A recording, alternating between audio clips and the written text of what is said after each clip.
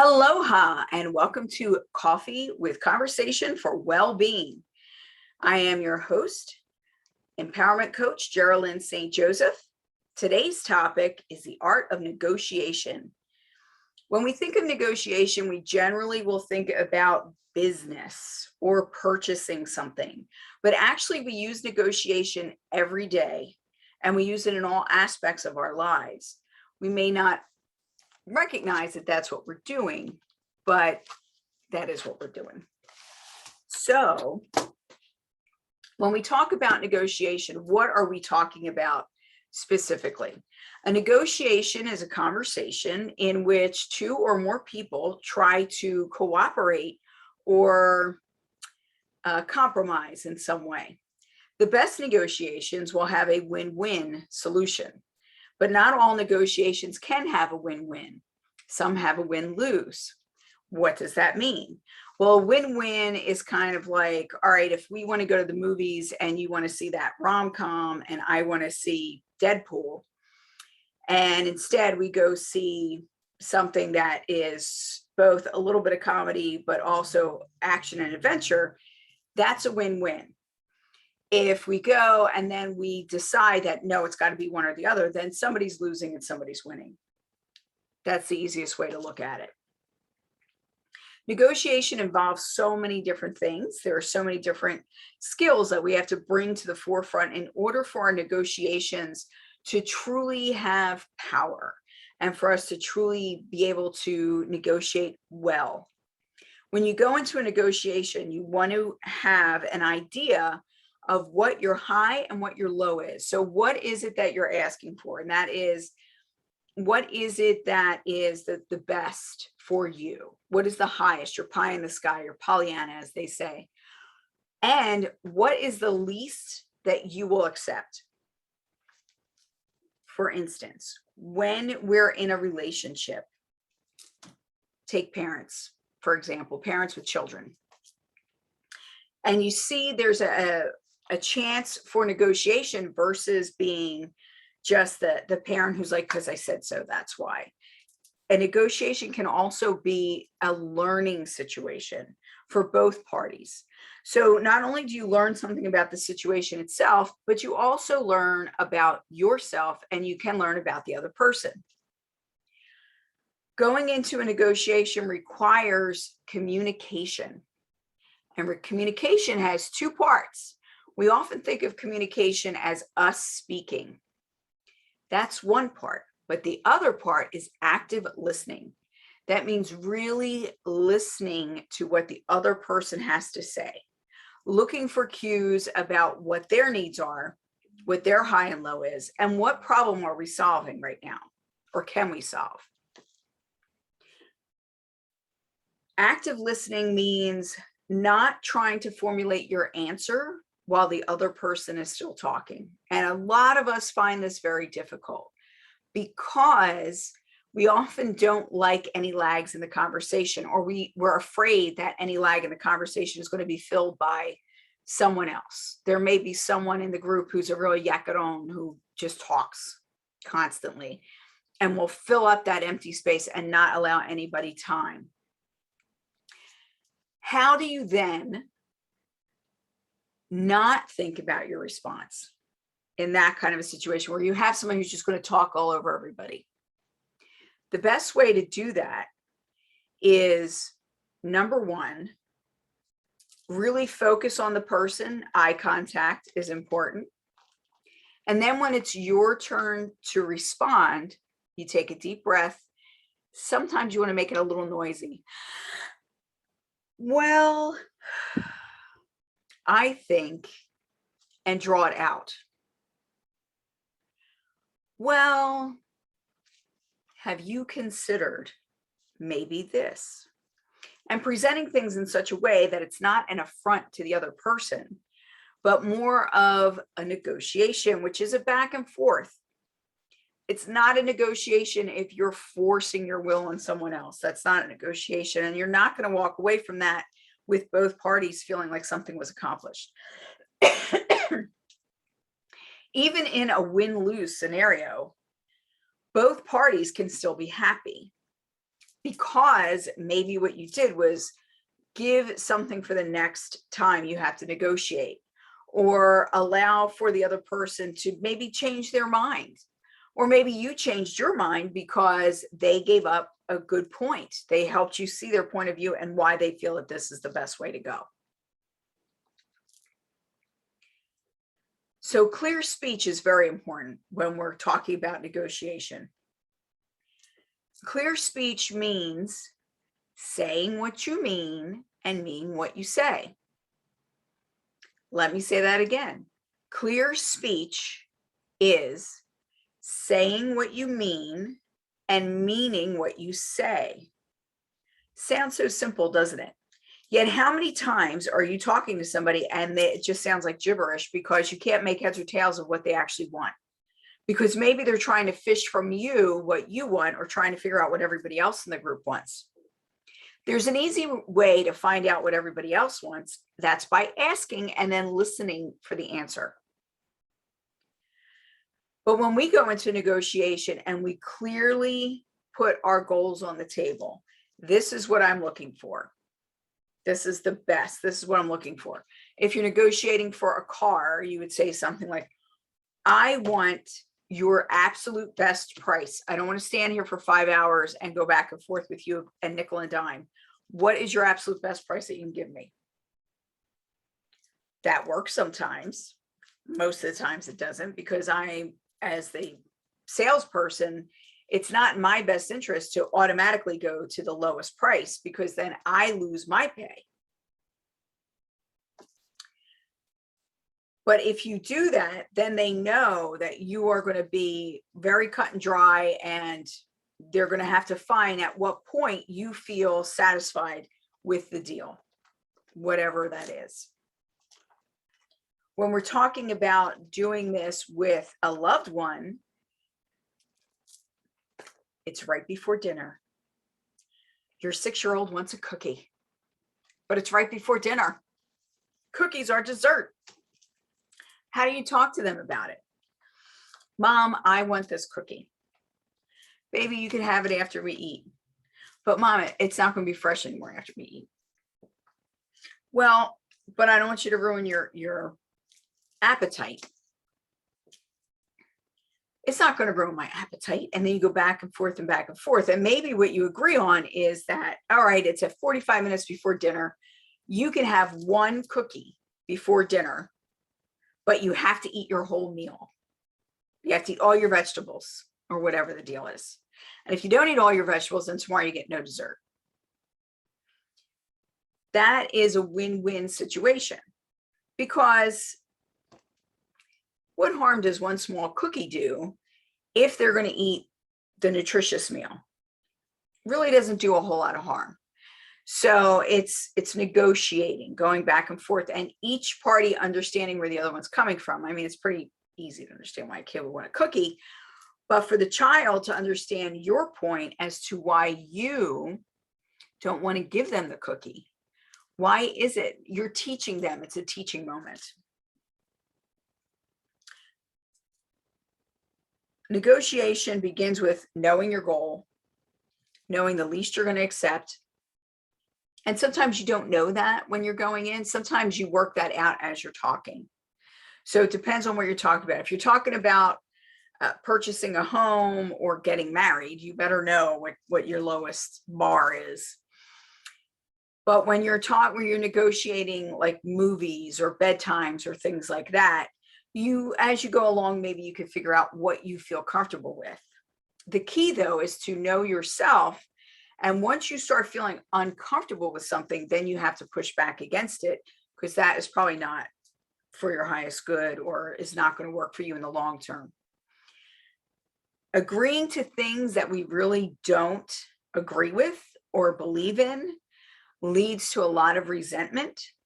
It leads to a lot of misunderstanding, and it stops us from having the kind of relationships that we really want to have with our loved ones. So be very aware of that. Being good at negotiating is a part of leadership. Now, do you have to be a leader to be a good negotiator? No, you do not. However, the best leaders are excellent at negotiation because of everything that goes into it. And that's a leader of the family, a leader of a friendship group, a leader of a civic group, a leader of a business. The art of negotiation requires that we have emotional intelligence, not just about ourselves, but also about others, that we can read the room, so to speak. Part of what we need to do also, besides figuring out who's feeling what, because if you start negotiating and somebody feels overwhelmed by you, that's not a good negotiation. That's more of a bullying thing. And that person, the next chance they get to one up you, they're going to do that, or to undermine you, they're going to do that. So you don't want that kind of a negotiation either. You're not going to be seen as a pushover, but you also don't want to be seen as a bully, because that's not helpful either.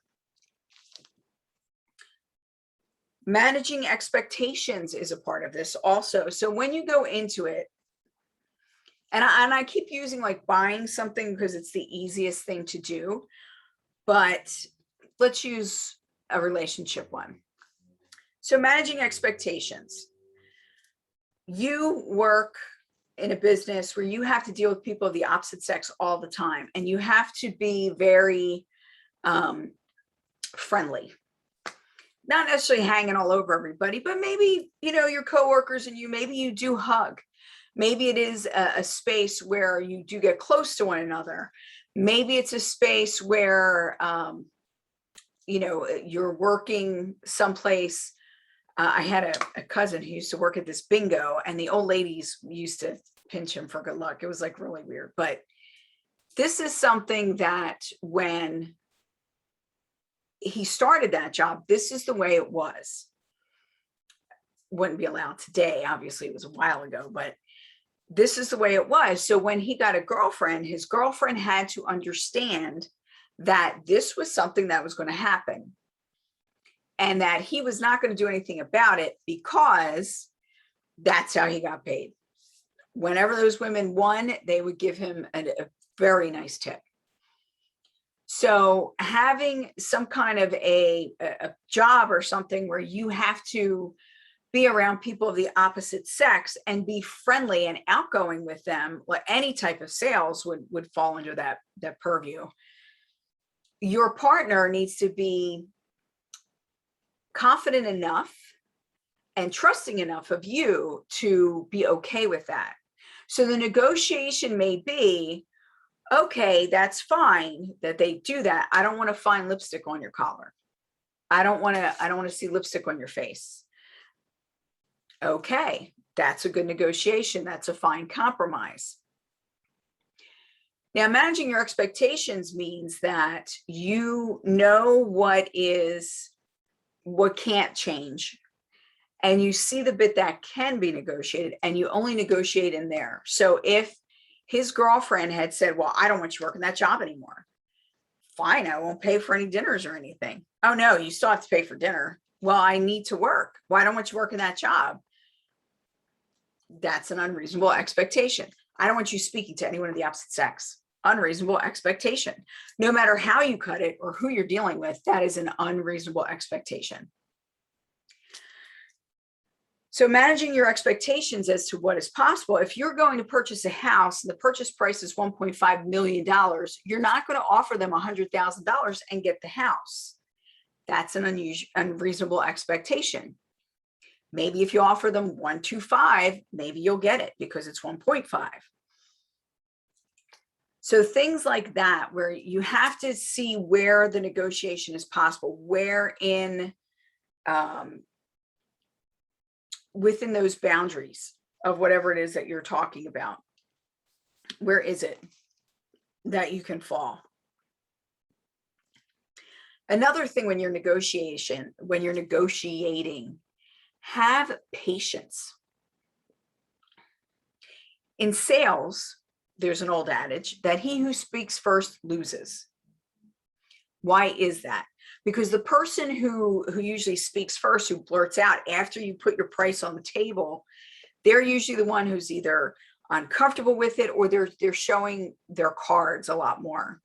Once you've made your presentation, you leave it there and you let the person consider and then come back to you.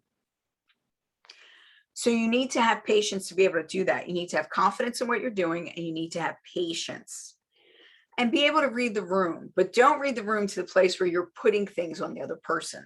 Don't assume that you know not what they're feeling necessarily, but why they're feeling it. So someone may be feeling nervous, and your assumption is because you would feel nervous for these reasons, that those are the reasons why that person is feeling nervous, instead of listening to what they have to say and letting them express to you why they're feeling nervous. And you can bring it out in a person by saying, you don't seem really happy with that. How would you like to go about doing this? Or what were you hoping for? You know, and just move it in that direction. Adaptability is huge. You need to be able to roll with the punches, as they say. And in order to do that, you need to have a good idea of what you're dealing with. Again, things like when you're giving a pitch to somebody, or you're talking to somebody, you know, say, I don't know, you want to bring your relationship to the next level. Your partner's not ready yet. What can you do to bridge that gap? Maybe they feel like you haven't been together long enough. You've only been together 2 months. They don't want to move in together. Okay, then you need to find out, well, what are their parameters to get to where you want to go? And then maybe you negotiate that down. So maybe their parameters are, well, they have to be seeing somebody at least 2 years before they would move in together. And you're like, well, 2 years is a long time. Like, I have this opportunity now where I'm at the end of my lease, and I do want to move, and I would prefer to move with you. Well, 2 months, 2 years, that's too big of a gap. Well, let's say, how about if 1 year from the end of my lease, so that'll be the end of the next year's lease, we then move in together. If we're still together and we know that we're compatible, let's move in together then. It'll be 1 year and 2 months. I think that's long enough. What do you think? They may be willing to negotiate with that. You're meeting in the middle. Being able to adapt so that you still get something out of it and they still get something out of it. For instance, if you get asked to a concert and you really don't like the band, and you say, you know, I really don't like them, but I know you don't want to go alone. Do you know that our friend so-and-so really loves that band? I bet they would love to go with you. Then you're helping somebody else out, and they'll remember you the next time something comes up. You are easy to work with. You're not just putting them down and setting them aside. You're trying to give them something to make them happy, something that will work for them and whoever the other people involved are. So that's where adaptability comes in.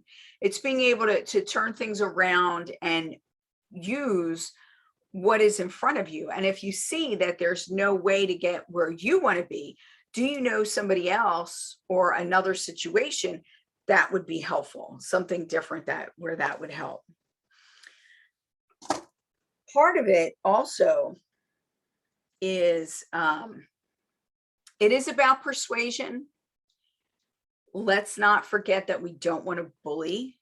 So persuasion, when I talk about persuasion, we're talking about, again, communication, being clear.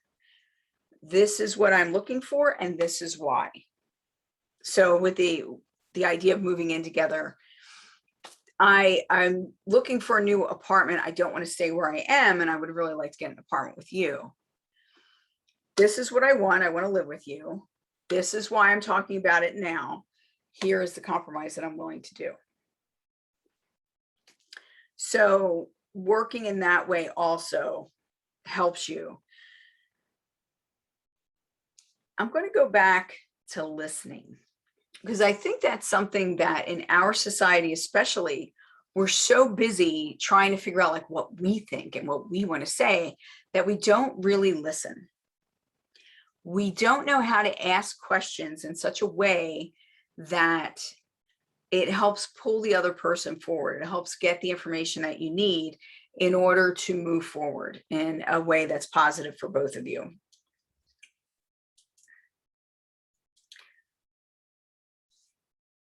When you're asking questions or making statements, it's often good to present things in question form so that as you're moving forward with the conversation and you're learning things, the other person is feeling comfortable also, and they may feel comfortable asking you questions too.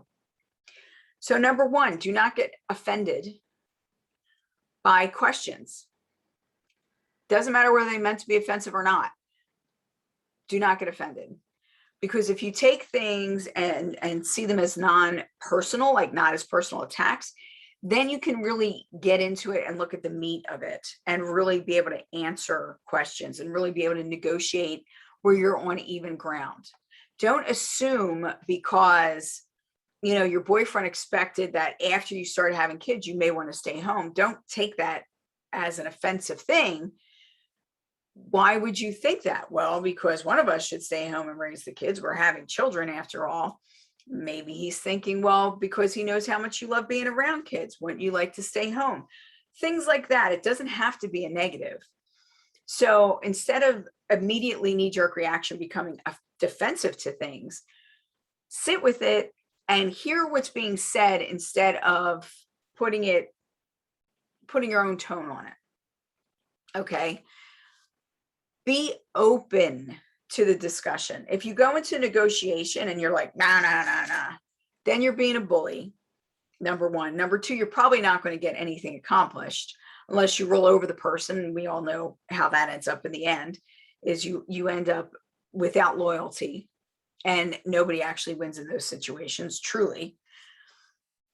But also, if you're more open to the conversation by you staying open, even if they are looking for an argument or they're feeling rammy at that moment for whatever reason, or something that you said triggered them, if you stay open and you decide that you are not going to take a defensive stance with anything, that you're going to allow them to express themselves, it allows you to learn about each other. And when you can't have a fight with only one person, if you're not punching back and you just step back, and that doesn't mean that you step back and you let somebody beat on you. It's more about not giving your energy into it. So it's like Jesus said about turning the other cheek. He wasn't talking about turning the other cheek so he can smack you. He was talking about, you lift yourself up and above. You get away from the situation. You turn the other cheek. You're like, yo, you're not going to go back and do the same thing. You're like, I'm above that. I'm not going there. So that's where that comes from. When we are trying to be persuasive, it's more about confidence, our self-confidence. It's more about being confident in whatever it is that you're presenting, being confident in whatever it is that, whatever your reasoning is, and knowing that you did your homework on that you understand fully. And even if you don't, knowing that you can discuss this out without losing yourself in the conversation. So part of that, yes, is about assertiveness. It's about being able and being able to take the chance to open yourself up to things. So when you're explaining what you want, when you have confidence in what you're explaining, people tend to listen more because they want to know, what are you talking about and where can this go, and can we be in partnership here? That's what negotiation is about. It's about coming together. It's not about getting over on somebody. It's about coming together and doing things together. Whether it's a group or it's two people, or however you want to look at it, you want it to be a win-win situation as often as possible. And very, very few things happen in a vacuum. What does that mean? That means that very few times are you going to be dealing with a person or dealing with a thing one time in your life, and that's it. I don't know about you, but and things are changing with buying cars, but when I bought my first car, I must have gone back 6 or 7 times and talked to the guy and went back and forth and negotiated price and negotiated what I wanted. And we really sussed out what it was that I needed versus what he wanted to sell me, which was like $10,000 more than what I wanted to spend. So, but we came to an understanding between the two of us, and we came to a happy medium. He made me go somewhere else to buy the car because I got a really low price. But it was good because he got a customer for life I recommended people to him. He gave this other salesperson like their first sale, which is a big deal in the industry. And I got the price that I wanted for the car, and I got the car that I wanted. So it worked out all around. Even though he didn't get to sell the car to me, it still worked out for everybody. It was a very positive thing. When we talk about that, rapport between you and whoever you're trying to deal with is important. What is rapport? Rapport is finding places where we meet, finding things where we can come together. So good rapport comes from having the same level of integrity.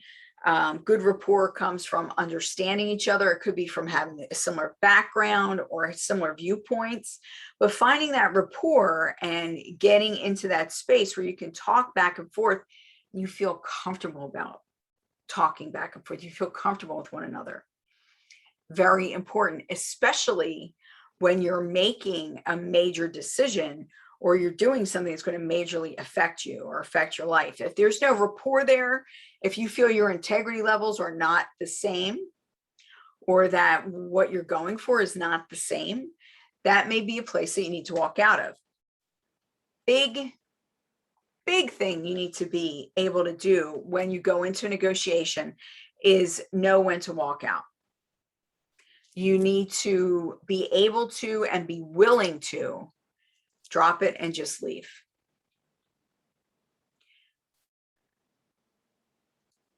Let's talk about relationships. You want to get married? They don't want to get married.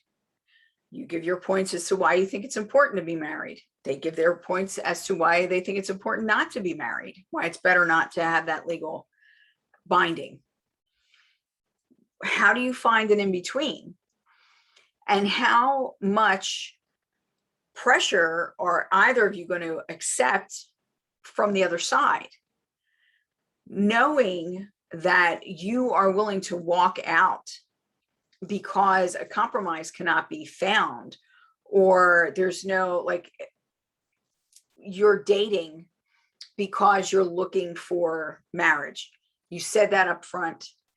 Now you've been dating for a year. This person is still no closer to it. Probably never going to be any closer to it. And then as you talk, you find that they really have a disdain for marriage. Maybe they were divorced previously. Maybe they just don't like the idea of it. They don't want to be tied down.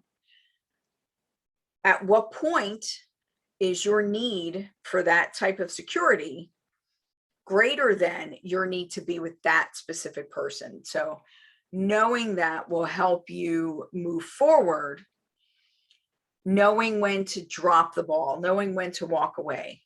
You are also a much, much more powerful negotiator if you are clearly willing to walk away. That willingness to leave things on the table and either walk away for now until you both can sort things out and then come back to the table, or just to walk away from it altogether. When I negotiated for my car, I was like, you know what? I don't need to buy from you. I don't need to buy this particular car. It's unnecessary. And if you keep pushing me, I'm just going to leave because I'm not paying that price. And just be very sure of where your bottom line is and be willing to stick to that. That is part of the harder part, because a lot of people don't have the confidence in themselves that they need to negotiate well. Another thing with negotiation is that a big part of negotiation is problem solving. What problem are we solving? What are we trying to do? You're trying to sell a house. I'm trying to buy one. In a relationship, I'm trying to further the relationship. Maybe you're trying to get out of it. In a friendship, you always get everything that you want. Maybe it's time for me to start getting some things that I want. Different things like that. Like, where do we stand? What is the hierarchy?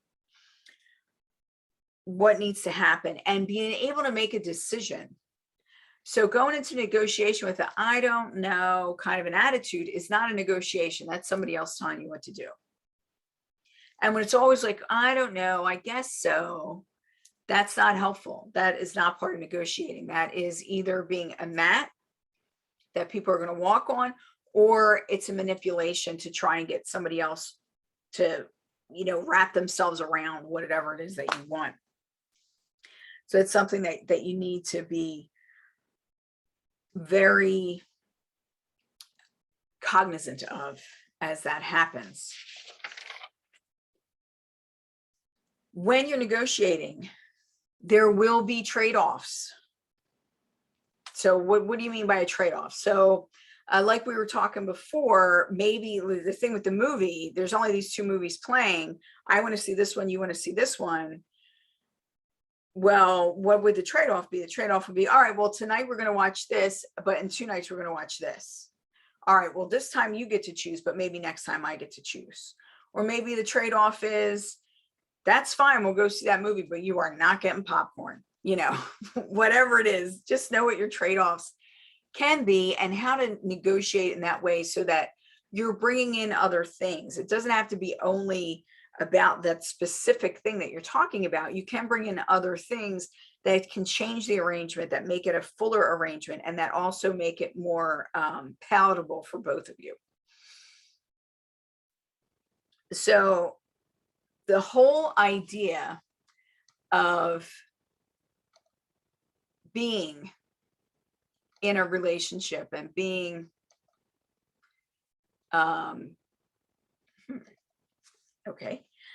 being in a relationship and needing to negotiate things, part of negotiation is about avoiding future conflicts. And that's why I say when you're negotiating, you need to know your high and your low. You need to know what you're willing to deal with and what feels comfortable. Because if in the end it doesn't feel comfortable, it's not going to stick. It's not going to last. You're going to grow resentment, and that's going to add to conflicts later on instead of making sure there are no conflicts. You want to be clean about things. You want to create an environment of success, or where everybody feels like they're being taken care of and they're being heard. You would not believe what a huge difference it makes when someone just feels heard, when they know that you listened, and you not only listened, but you took in what they said and you understand it and you're responding to it. You don't have to say, yes, well, then we're going to do that. All you have to do is listen, so that they know that that was taken into consideration. Maybe that wasn't the most major thing in the world, but to that person, the act of being heard builds rapport, and it adds to the integrity of the negotiation. Negotiations in business. Now, this is not just with selling things, but when you're going for a job, one of the reasons, I know I'm probably going to get slammed for this, but one of the reasons why women make less than men is because women are not taught how to negotiate properly. Women are taught oftentimes that we give in. Whatever you want, dear, and I know there are some men like that and yada, yada, yada. But in the business world, women who are strong and powerful often have a negative connotation to it, because it's like we're needing to find where that fits. Every job I've had, just about every job I've had, I'm not going to say everyone because I'm old, but the majority of jobs that I've had, I've walked in making more than my male counterparts, or within a short period of time, I will surpass them. And I mean, I've worked in construction industry, I managed movie theaters, I sold cars, I did a lot of different things that were more male dominated. But the reason why I would come in and negotiate. I wouldn't just walk in and be like, okay, whatever you want to pay me. That's not the way it works. If you go in and you're like, look, I want to make $50,000 a year. And they're like, well, we only pay 30,000. You have to be willing to walk away. That's too big of a say, well, how can you get closer to where I need to be? Like, let's talk. With my background and everything, I bring a lot to the company. I'm going to bring in a lot of money. I'm going to save you a lot of money. So of all that money that I'm bringing in and I'm saving you, I need to get part of that. So can we have maybe a bonus structure? Maybe you're giving me more paid time off. Maybe I have more flexibility with my hours. Know what it is you're working with and how you can negotiate, and always be ready to walk away, especially when you're negotiating for a job offer. Because if you're not willing to walk away, there's no reason for them to even consider anything that you're asking for. And if they're willing to pay you under what you're worth, believe me, there's tons of people who are willing to pay you less than what you're worth. Knowing your value is very important. And knowing your values is very important. And that also happens with all kinds of negotiation. So you don't want to make a negotiation where your values or your integrity is being threatened. At that point, you have to be willing to walk away. You need to know where your backbone is and how to stay strong and how to move forward. So,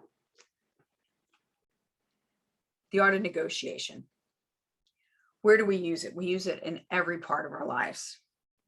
What do we need in order to negotiate properly and to have good negotiation? You're looking for a win-win scenario whenever you can, or a win-lose scenario where the next time you come together, there can be a trade-off. You're looking for someone who communicates well. You want to be a good communicator. You want to be clear when you speak. You want to make sure that you are understood, but you also want to listen actively and know that you understand the other person by making sure that you understand the other person. Don't assume that you understand. If you need to say it back to them in a different way or the way that you understand, then do that. Make sure that there's understanding, back and forth communication. You need to know what you want, like the best of all worlds, what's going to happen up here, and you need to know the least you're willing to deal with. Be willing to walk away. Be willing to walk away and then come back also. Be willing to negotiate in a broader sense than what you began with, to bring in other things to make it more palatable for you or them. You want to build rapport. You need to have a good sense of self, be self-confident, be assertive in speaking what you want. Don't make the other person guess what it is that you're going for. You need to let them know. And also, you want to have managed expectations. You want to have expectations that can be met. You can't go into a place with you have absolutely no experience in something and ask them for $1 million a year. That's not going to happen. So know what you should expect. Know what your parameters are. Always speak to your integrity. Stick to your values. That is the most important thing, because when you don't do that, that's when you end up resentful, sick, angry, and all just not feeling great about yourself or about things. Negotiation in all parts of our lives is extremely important. Do your best. Know what it is you want. Learn how to speak to people properly and how to create that rapport. Learn how to have that emotional intelligence so that you know how you're feeling, so that when you're feeling uncomfortable, you know you need to back away. Know how to fill those spaces so that you can think about your answer, whether that's got to be with a deep breath or statements like, well, I was thinking, well, might you consider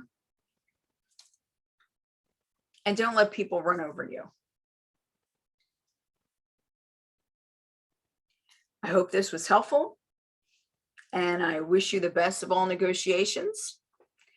This is Empowerment Coach Geralyn St Joseph.